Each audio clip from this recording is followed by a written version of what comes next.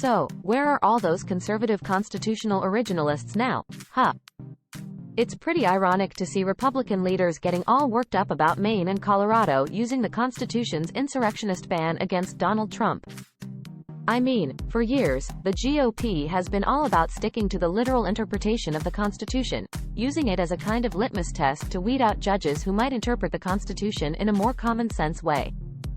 But now, when it comes to the Constitution's clear ban on insurrectionists holding office, they're suddenly throwing textualism out the window. It just goes to show that their commitment to the Constitution is pretty shallow.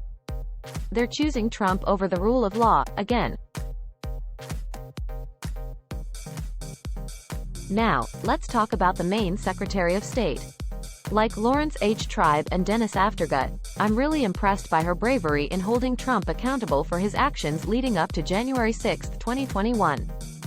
It's no accident that she used to be the director of Maine's Holocaust and Human Rights Center.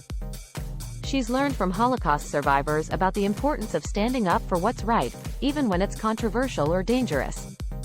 Her decision might end up in the Supreme Court, which often says it respects historical customs and definitions, but doesn't always follow through. In my own experience, interviewing Holocaust survivors has taught me that democracy can be easily manipulated by those who want to establish authoritarian rule.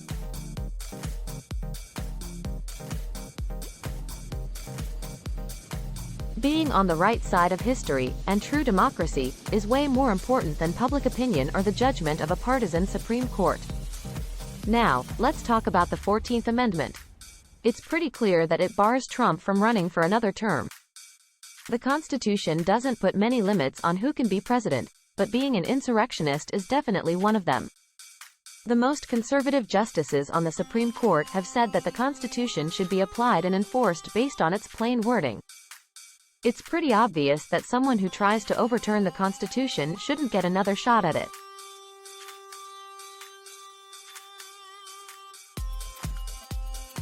And unless Congress takes action to remove the disqualification, that person is disqualified.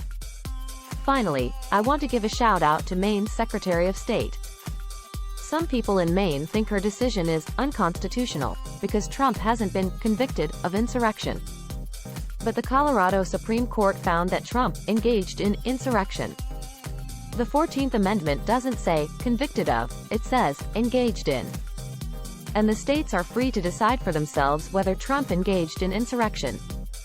I think Maine and Colorado got it right.